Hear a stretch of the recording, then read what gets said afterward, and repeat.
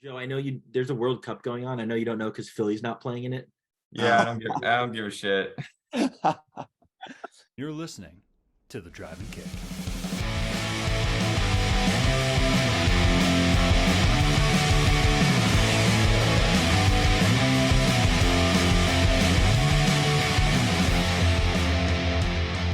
What is going on, everyone? Welcome to another episode of the Drive and Kick podcast. We're recording this on a Sunday where we have survived a Christmas party weekend.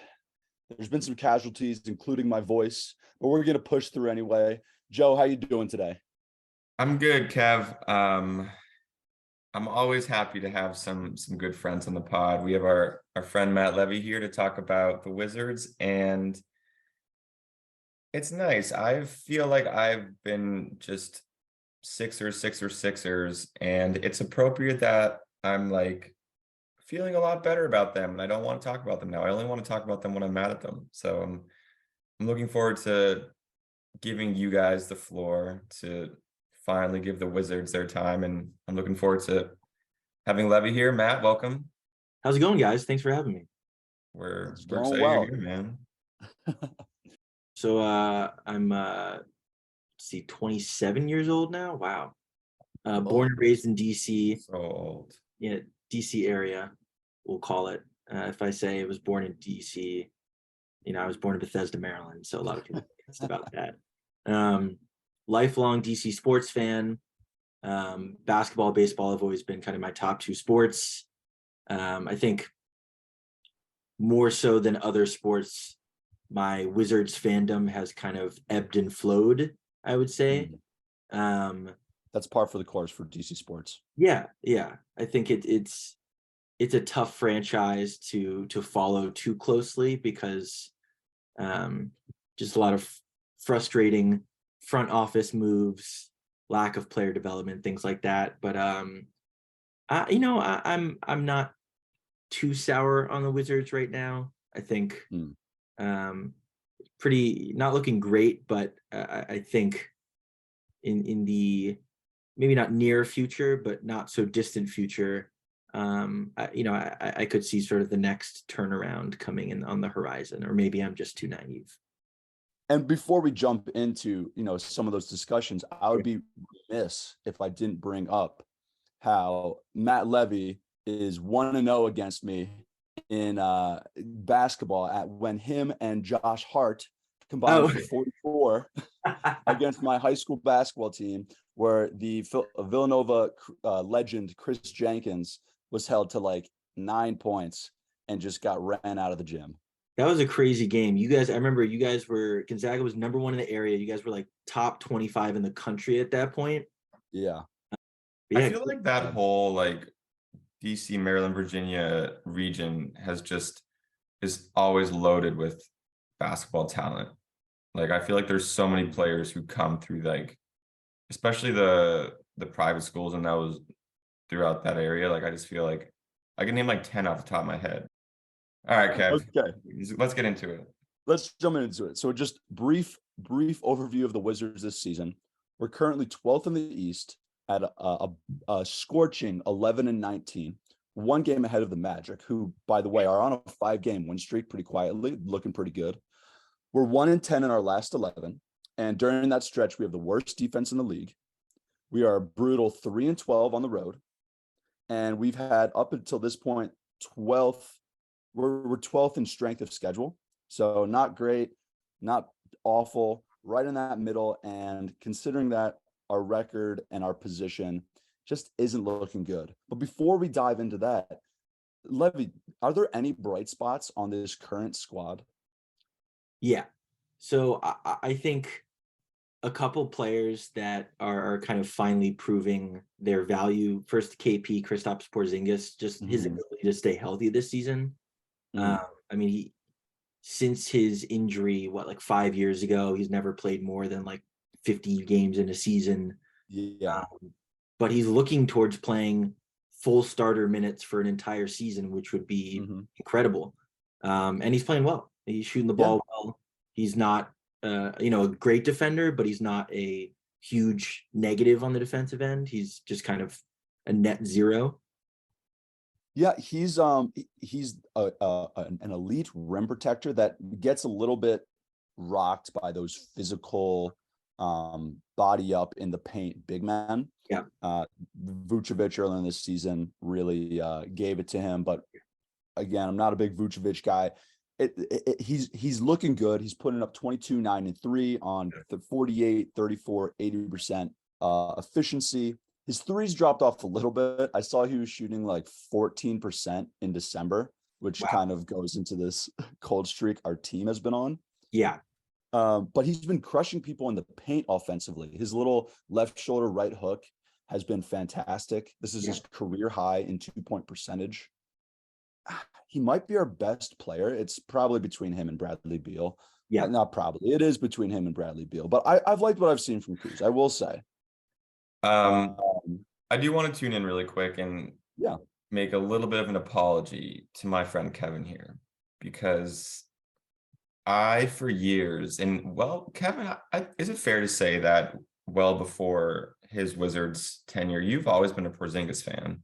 I've been a Porzingis fan since he was drafted. Been a huge Porzingis guy. You have been, and I've been at war with you for years now, and I do want to admit I was pretty wrong. I used to, for a little backstory, I used just to flat out say Porzingis sucks. I thought he sucked defensively. I didn't love what he gave you offensively, but he's been really good. One thing that I think you can't like rely on his 3-point shot, just like the Sixers don't rely on Embiid's 3-point shot. Like when it's there, it's there, and when it's not, it's not. But I mean, he's shooting like 55% on twos.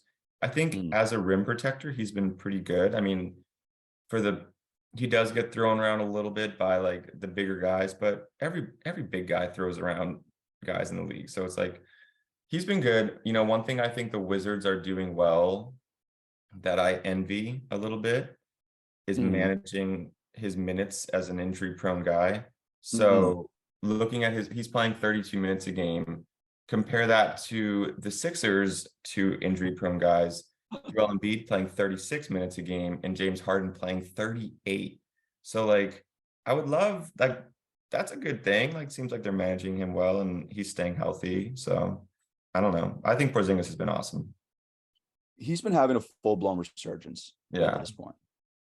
Another potential bright spot on the team, I would have to say, is Kyle Kuzma. Yeah.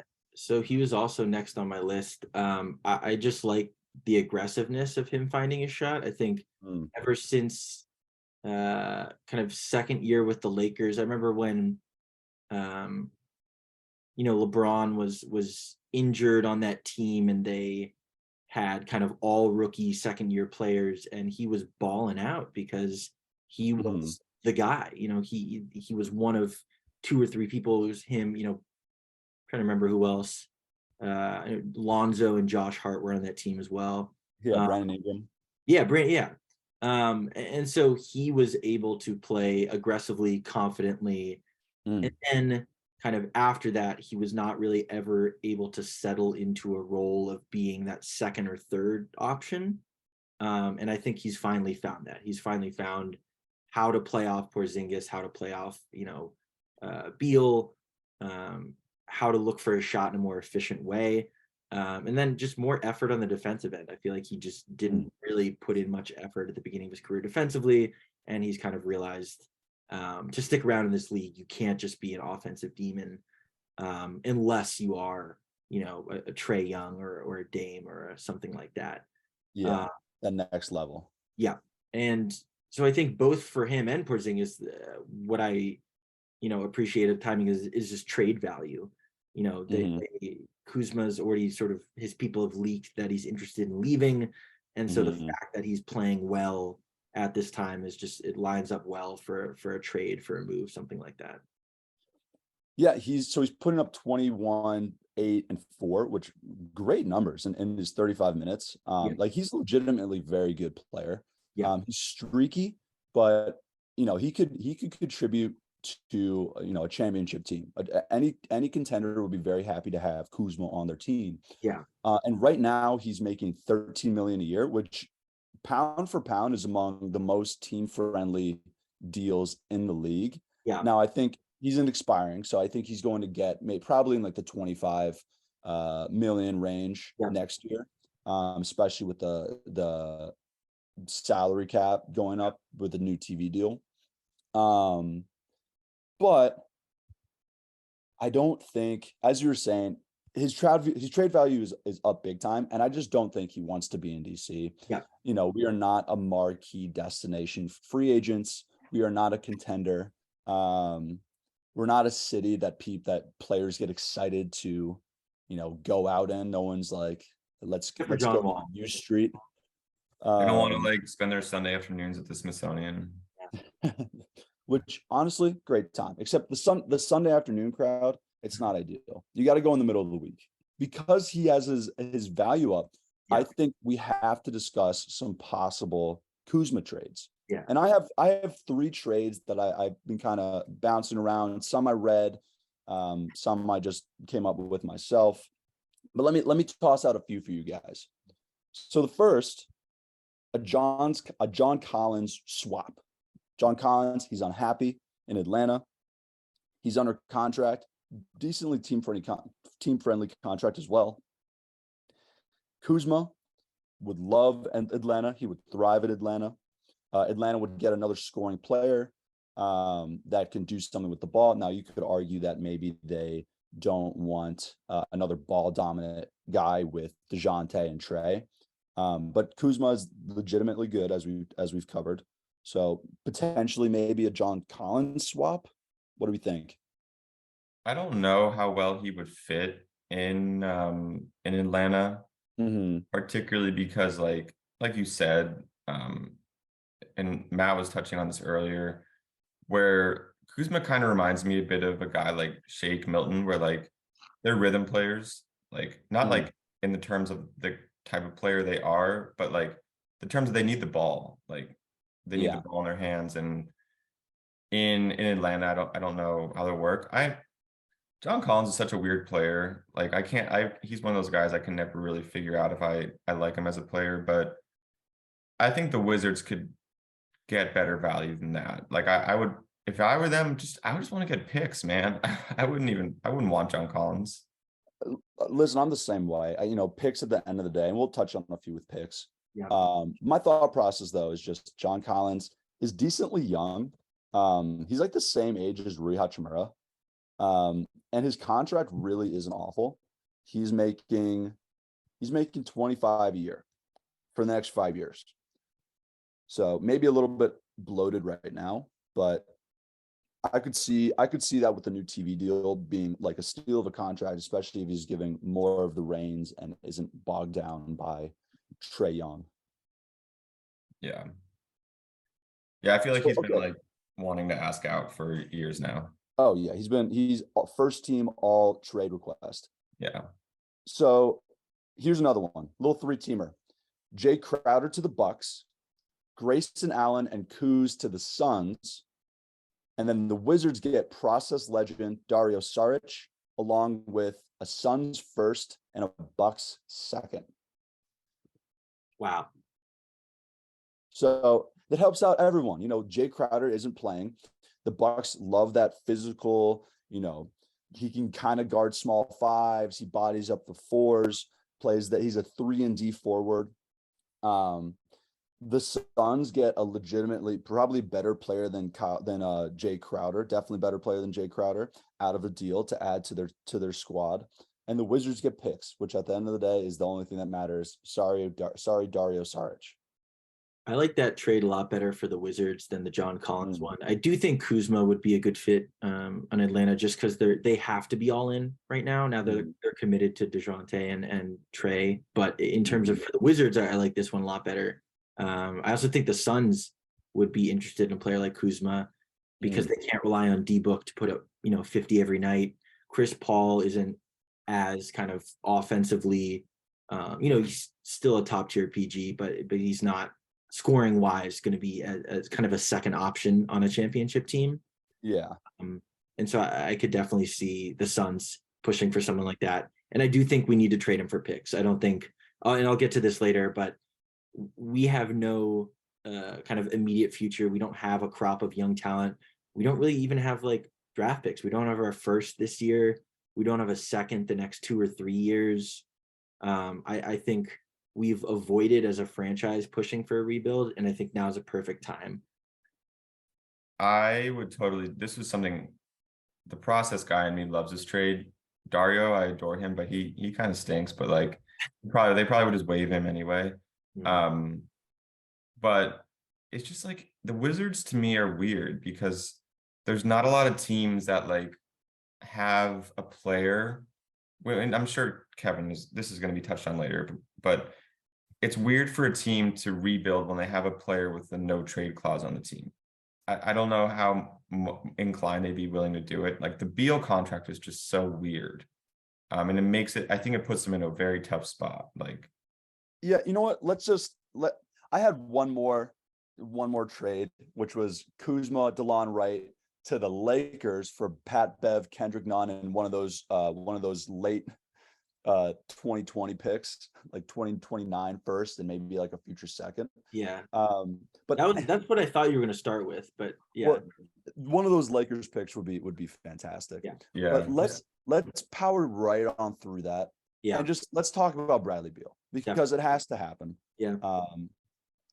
Levy, what have been your thoughts on Bradley Beal recently? This season. Maybe the last couple, but specifically this season. Yeah. I think I've kind of had this feeling for a while, and the last few seasons have confirmed it, that he is not the number one option on a competing team. I think he's better when he's off ball, when he can spot up shoot, when he can kind of be a secondary playmaker. And I think having more offense like Porzingis and Kuzma on this team, you know, at least it opens him up. He doesn't have to be that guy. That being said, it is a little disappointing. I mean, he is supposed to be, we're paying him to be a Damian Lillard, and he's a CJ McCollum. Could not have put it any better.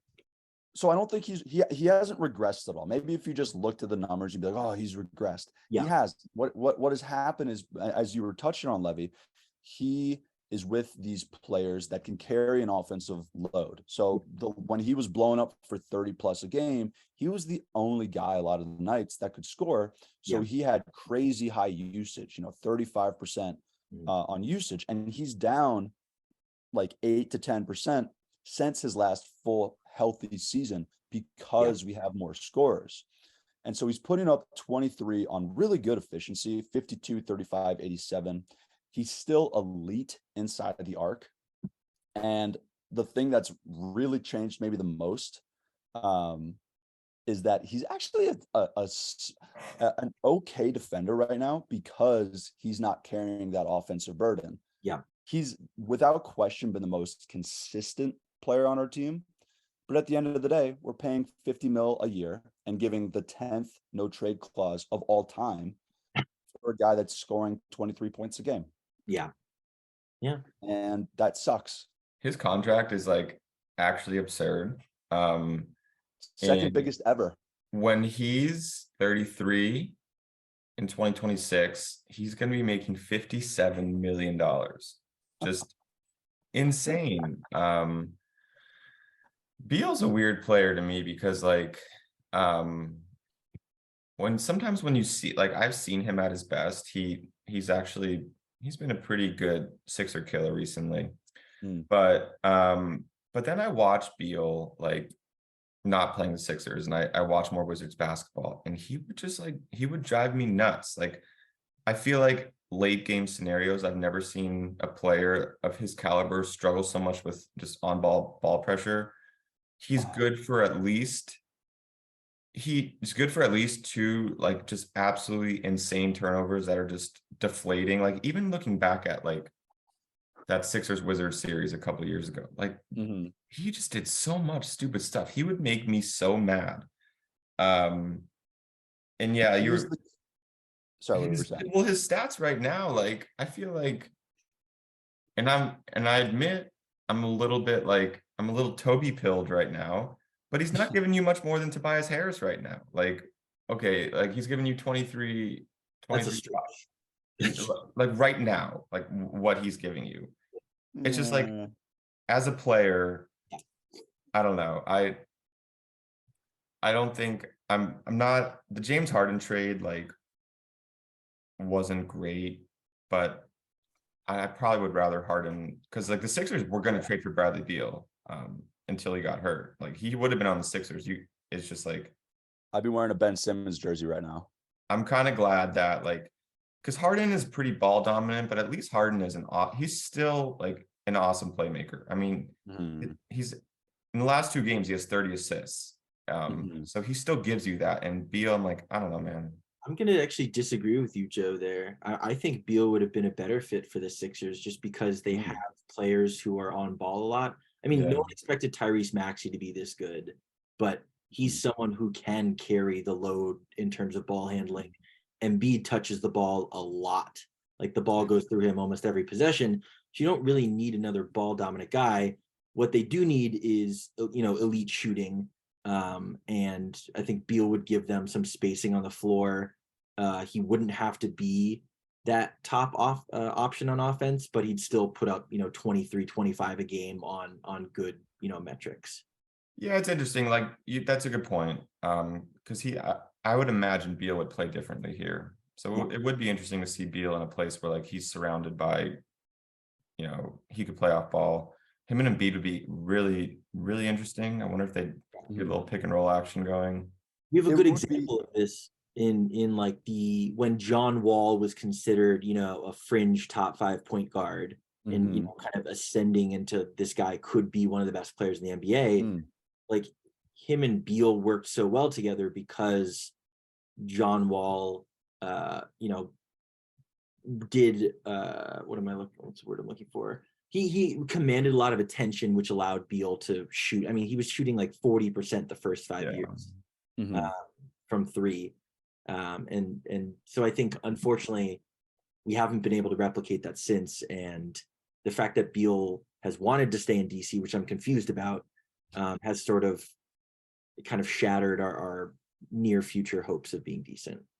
Yeah, I can give you 250 million reasons why Bradley Beal wanted to stay in DC. And the unfortunate thing is he all but admitted that we bet against ourselves when we gave him that contract. He went on the No Chill podcast a week or 2 ago, and he said Bradley Beal explains why he re-signed with the Wizards. There were no teams in the market free agency wise. I'm just being frank. There was nowhere else for me to go, or I can be like, oh, I can go win. So we just bet against ourselves, and then we gave him a no trade clause. He had no other options. We were it, and we still backed up the Brinks truck for him. That's a hilarious quote. This is a ridiculous thing for him to be able. He was like, I couldn't go anywhere else, so I might as well go here and make. And it's just there's been rumors for years about people coming to the Wizards and Bradley Beal just being like, welcome to the Wizards, you're in purgatory. And that's just kind of the vibe of this team. I mean, that's the vibe of being a Wizards fan. It just really sucks sometimes. I kind of respect that from Beal, though. We don't really deserve to be good, so he might as well get his money, suckle at the teat for a little bit and then retire happy, rich, and having put up a lot of points. Hey, I can't fault Beal at all. For these career decisions. I mean, if I were in his shoes, I feel like I would probably do the same thing. It's just very frustrating as a Wiz fan. To have this guy, and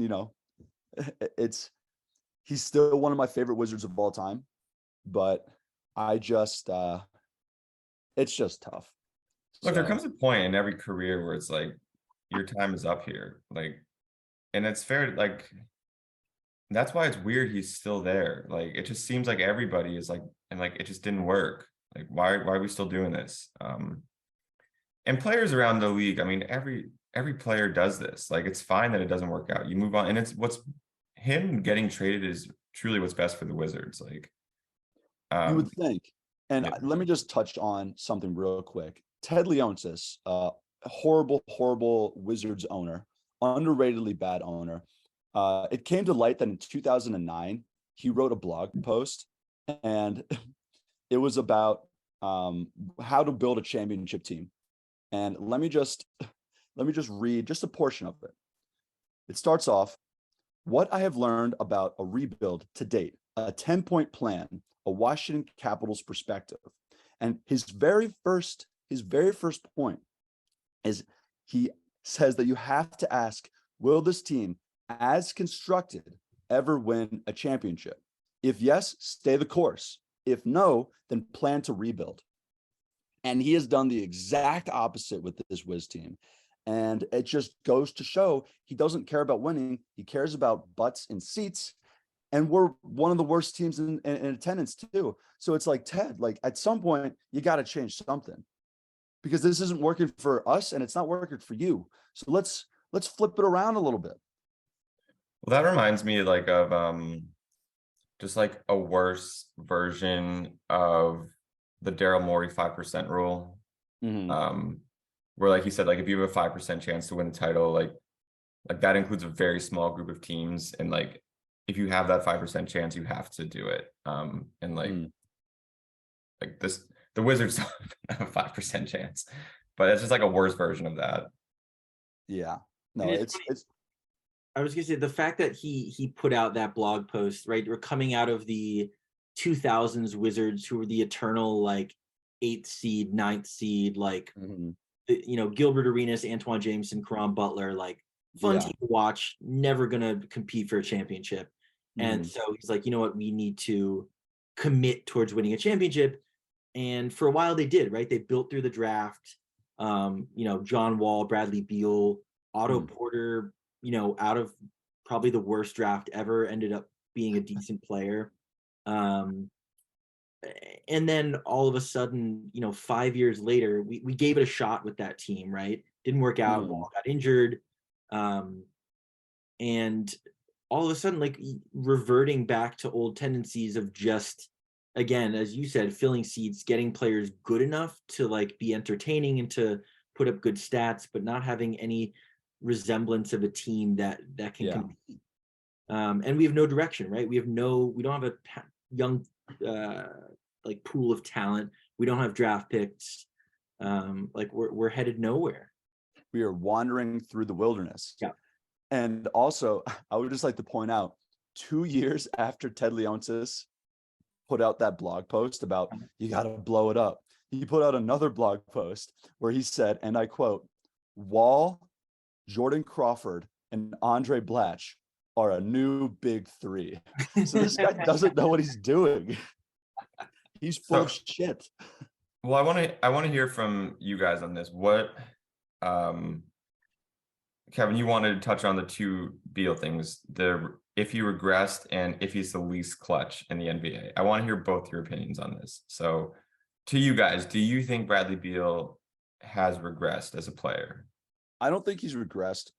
I think he's taken a step back offensively, like I was saying, but he's improved defensively. But I will say, and a large portion is because of his crazy turnovers, he is the least clutch. He's the least clutch player, a star in the NBA. I asked my dad to give me a quote about him in the clutch before this, and he said, Bradley Beal in the clutch reminds me of Thomas Bryant trying to catch a pass in traffic. It's a bridge too far. And for those of you that didn't watch Thomas Bryant on the Wizards, he has the worst hands in the league. So that's how I feel. Yeah, and I had similar thoughts to Kevin. Right, his role has regressed. I don't think he as a player has regressed. I just don't ever think he was that guy. And I think we tried to force him into that role and make him that guy because John Wall didn't pan out and we needed another star. And, then he was kind of stuck in that. And, good on him for getting his bag and being the face of a franchise, but he just was never really that guy.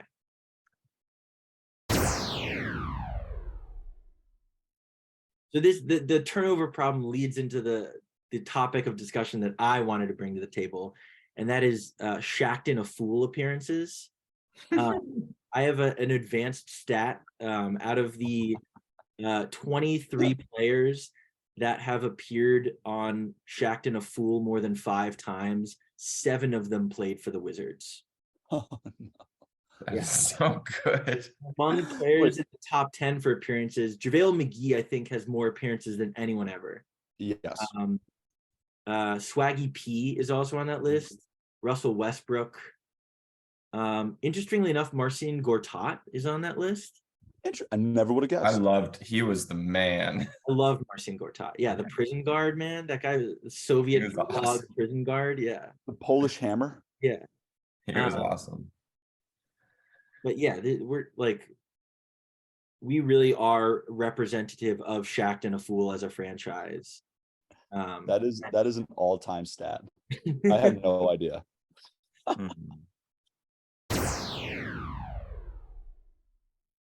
So Johnny Davis. Fucking Johnny Davis, dude. This guy fucking sucks. You know, you can cut this from the pod, but he fucking sucks. I'm gonna leave that in the pod, I think. Okay. Like, I'm thinking on a 1 to 10, how alarmed am I? And I don't say this lightly. I am a 10. Yeah. I am a 10 and a 10 on how alarmed I am. I was worried 5 months before we were drafting him that, oh no, we're gonna draft Johnny Davis. Oh, and I had no idea it would even be this bad.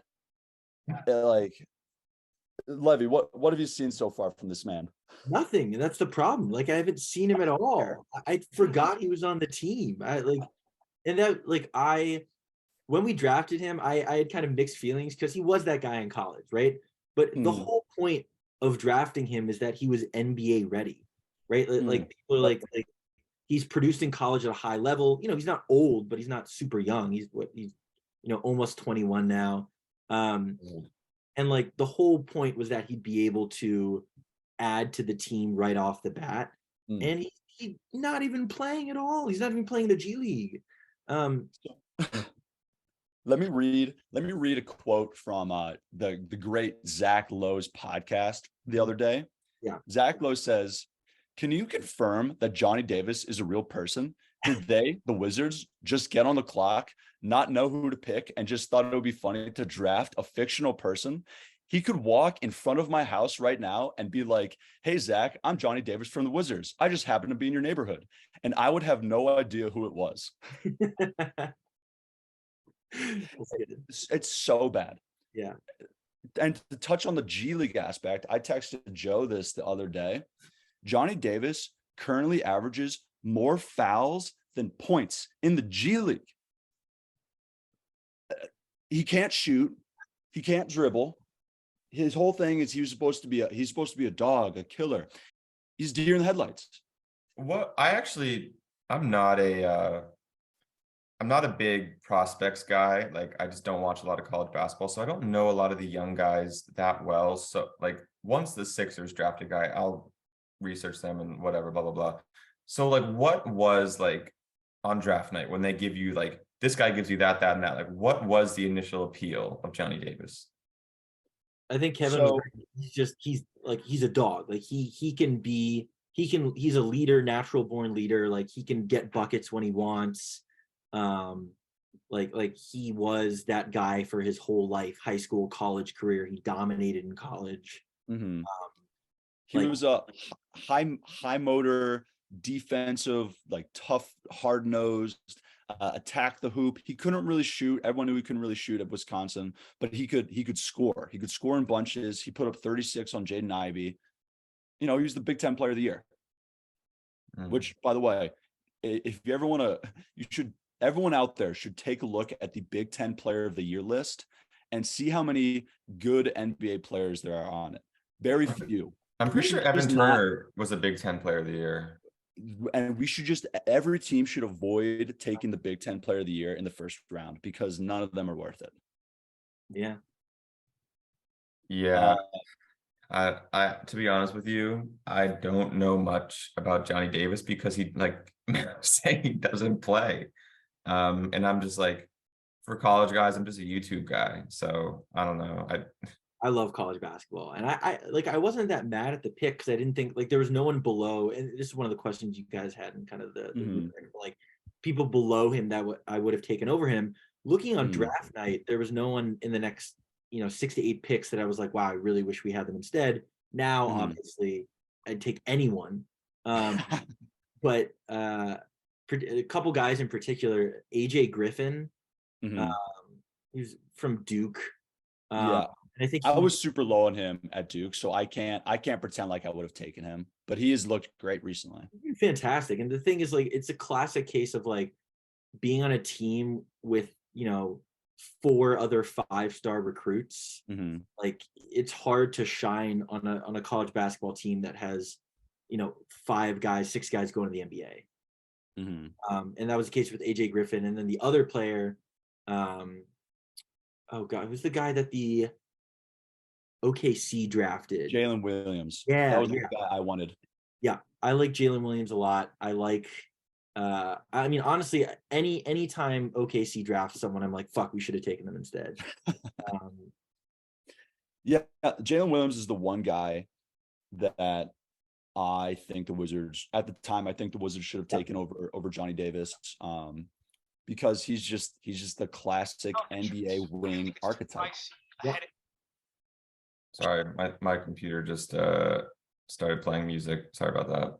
It's okay. Continue what you're thinking of. He's long, he's athletic, he slashes, he can shoot. I like Jalen Williams. The only thing I was a little bit iffy on is he came out of Santa Clara, and it's like, okay, he's not playing anybody. Yeah, but still, I don't think it's like I don't think Johnny Davis is like a backbreaking draft pick for the Wizards. It's not like Markelle Fultz and Tatum. It's like whatever. The issue with the Wizards is because we always pick in that 9 to 14 range. Yep. Like we gotta if it's tough to get stars, and if we have the opportunity, we can't miss. We can't draft Denny Avdia instead of Tyrese Halliburton. And so, we're setting ourselves that up one sucks. It's something that's going to haunt our organization, because this is not a hindsight thing. This was in the moment. Why are we not drafting this guy? And, I don't hate Denny. I think Denny's going to be a fine NBA player. He's still very young. He's shown some very good flashes. Yeah. But Tyrese Halliburton is the borderline 3rd-team All NBA player right now. Yeah. So, yeah, I agree completely. And even players like separate than him that were drafted like around that area, like Devin Vassell in San Antonio. He's good. A little while to get his career started, but he's a good player. Like, he's a really good player. Yeah, there's just a bunch of guys right around where the Wizards are picking who end up being at least good role players. The Rui Hachimura pick really stings, because I thought that guy was going to be legit. Like, I thought he was going to be like a Kawhi Leonard light. Like, I thought he was going to be kind of a weird, awkward guy who could guard, multiple positions, score in a variety of ways. And he's just nothing. Plot twist: Rui cannot guard. Yeah, he's bad defensively. Like, oh my god, he can't guard a soul. I have not. So I'm currently wearing a Rui Hachimura jersey because I was so big on him coming out of Gonzaga. Yeah. I have not sold my stock in Rui yet. I think he still has. I think he could still be something good. I think him being like an all-star is long gone. Yeah. But I think he could still be a very serviceable starting NBA player. I can't really fault Tommy Shepard for that pick, taking him over Hero. Obviously, Hero is so much better. But and Cam Johnson. And who? Cam Johnson from Phoenix. That one I definitely can't fault him on, because I remember at the time everyone was like, they took him 10th. Like, how could they take Cam Johnson so high? And now he's like the marquee 3-and-D guy outside of like Mikal Bridges, who's also on the Suns. I know the Suns have 2 of them. It's so annoying. Yeah.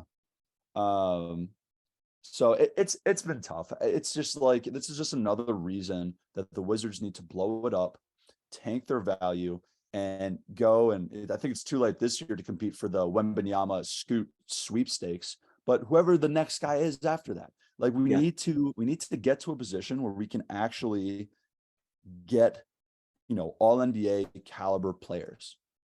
So with that, I think we should talk about our least favorite and favorite moments as Wizards fans or Wizards watchers. I would be happy to start with my favorite moment, change the tone a little bit.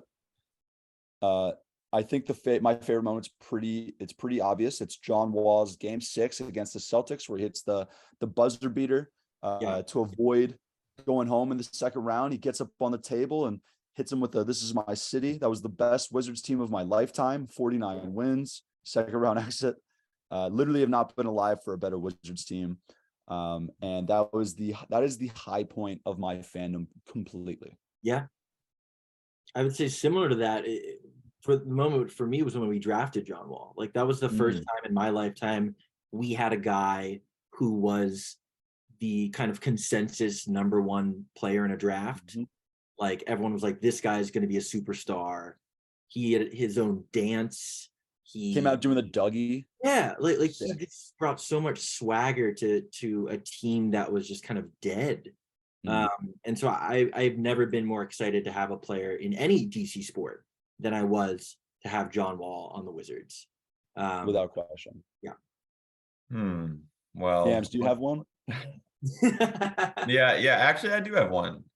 So I'll say, I don't know if it's like my best moment of Wizards watching was game 4 of the first round of the 2021 playoffs, also known as the Rui Hachimura game, where the Wizards beat the Sixers and broke Ben Simmons.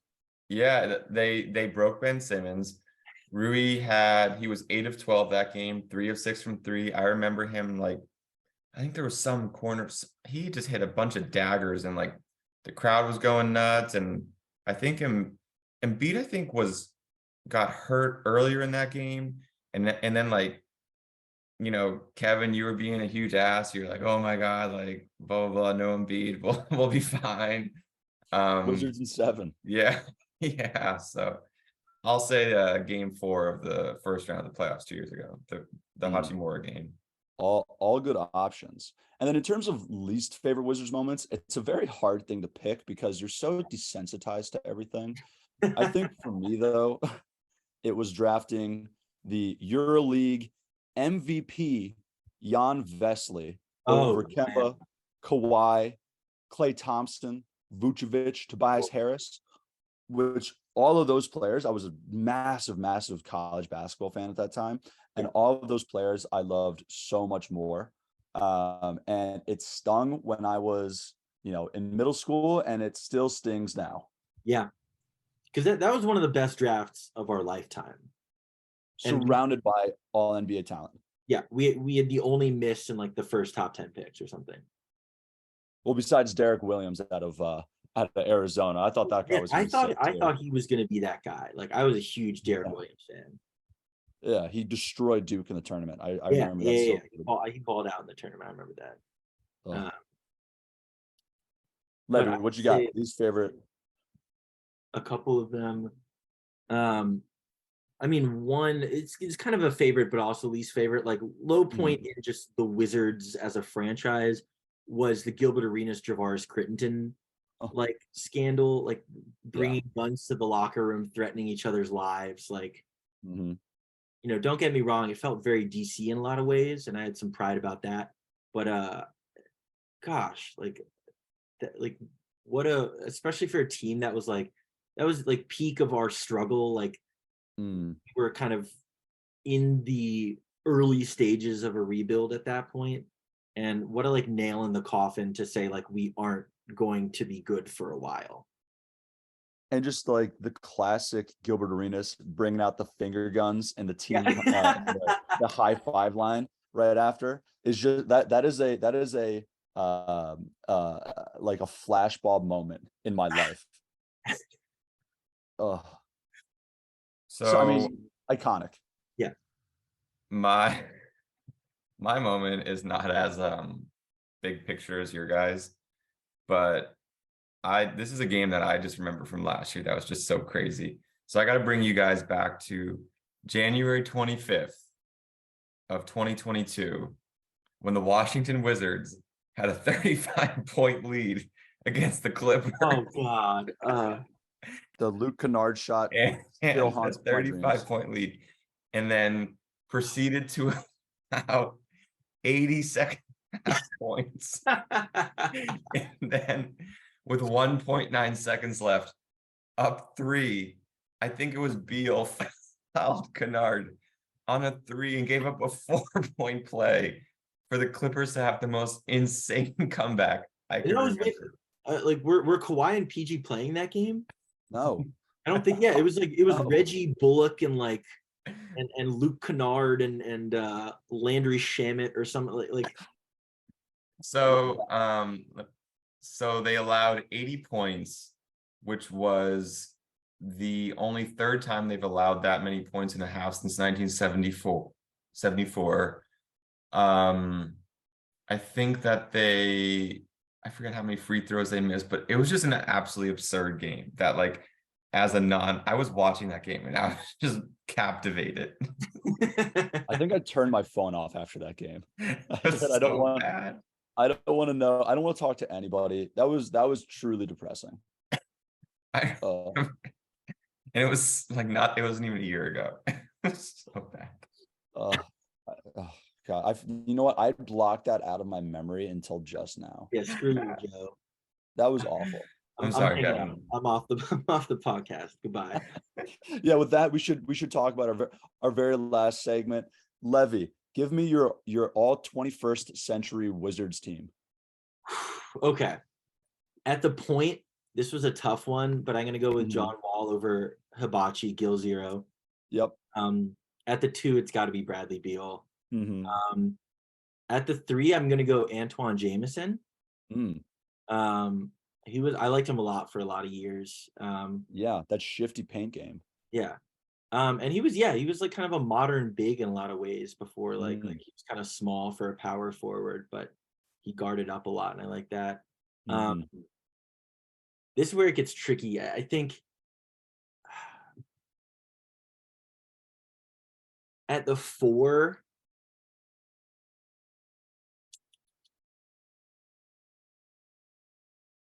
I might pick like 2 bigs in this. Brendan Haywood. It was one of my favorite Wizards players of all time. Like never fantastic, never all-star quality, but like, man, he repped. Oh, are you about to bring out your Brendan Haywood mug? Yeah, I was like, I think we have the same one. We do. Yeah. That's my guy.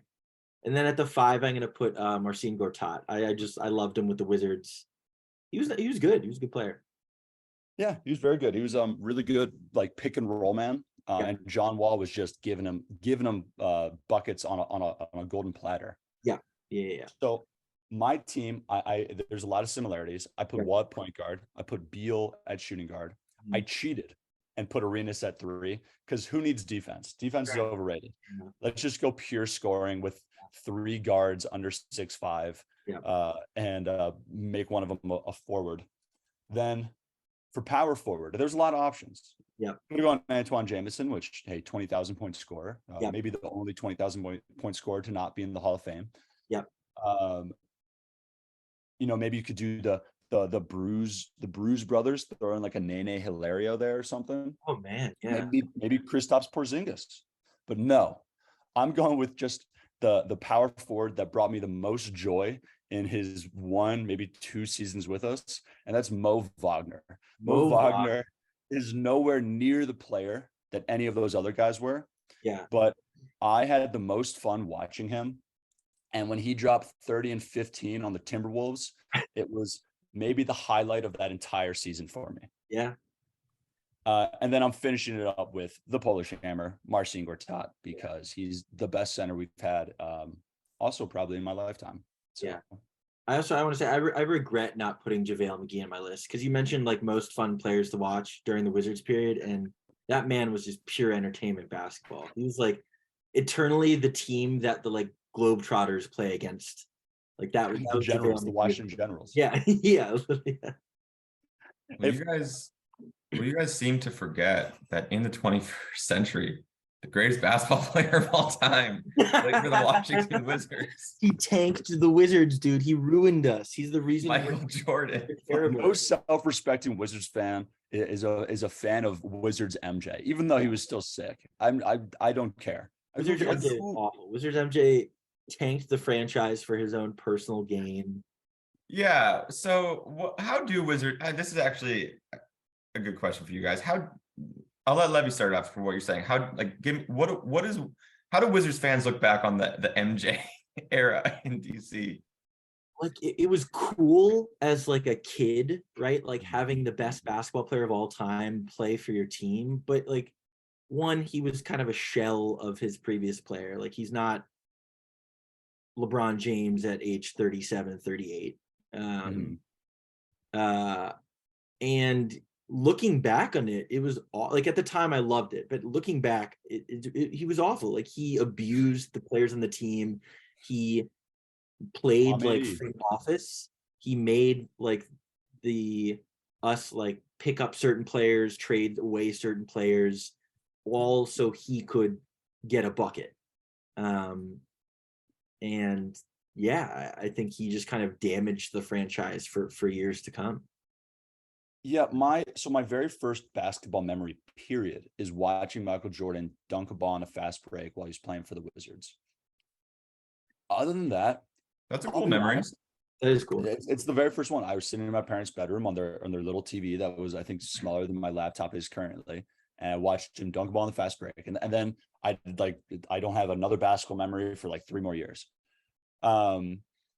I don't associate him with the Wizards at all. I'll be honest. Yeah. He plays. When I was making my list, his name didn't even pop up in my head. Yeah. Like I don't associate him with our franchise. And I just, it's a lot of what Levy said I agree with, but it's not something I even think about. Yeah. Yeah.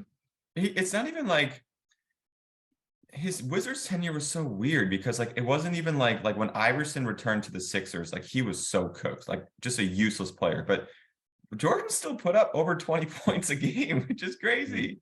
Like that's Jordan for you. He still got his. It wasn't like, granted, like he was shooting like god awful. Yeah. But I mean, what a weird career. Like he was retired for 3 years and then just like plays for the Wizards. Just a weird ending to a career that people just seem to forget about. Very weird. Well, like no one ever really talks about that. Yeah. But he's the reason why we traded Rick Hamilton. Yeah. I always forget Rick Hamilton was a Wizard. Yeah, we drafted him first 3 years. He was a Wizard, and we traded him to Detroit because MJ didn't like him. So was Rashid and Ben Wallace. Yeah, the Pistons played for the Wizards before they're the big. I didn't even realize that. Yeah, you guys could have been the early 2000s Pistons. Oh, if only. Man. Oh my God. Well, on that note, Levy, do you have any closing thoughts?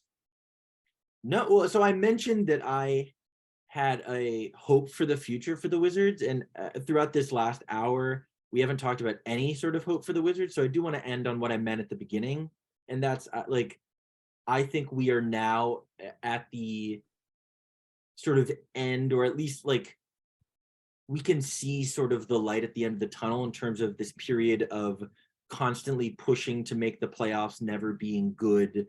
Like, I think we will start to trade away players like Kuzma, hopefully Porzingis. Obviously, Beal still has years left on his contract, but I think we have space opening up on the horizon. We will start to have our draft picks again starting next year. And I think we'll be bad enough that we'll start actually getting good players in the draft again. So I think we have, another 3 to 5 years of being miserable. And then after that, I do think once the Beal contract's up, once we've accumulated some draft stock, I think there's some hope. You're a better man than me for having that hope, and I hope you're right. I hope you're right. I just, I've been hurt too many times. Yep. So, Levy, thank you so much for coming on. It's always a pleasure. Yeah, I love having another DC sports fan on the pod for once to help fight off some of these Philly nut jobs. Yeah. Yeah, let's end it here. Kev, by the way, I requested the Sixers to win 6 of their 7 games on their homestand, and they're on a 4-game winning streak. So there we go. They listened to the pod. 3-game losing streak incoming. I know. Right? Well, yeah. Whenever they play the Wizards again, maybe that'll be the Beal bounce back game. Yeah, probably. Well, yeah, thank you for joining, man. It was great having you. Yeah, good to see you guys. Thanks for having me. Yeah, great to have you, man. On that note, that brings us to another close of an episode of the Drive and Kick podcast. Tune in next Monday for another episode. Hell yeah. See you, everyone. Yeah.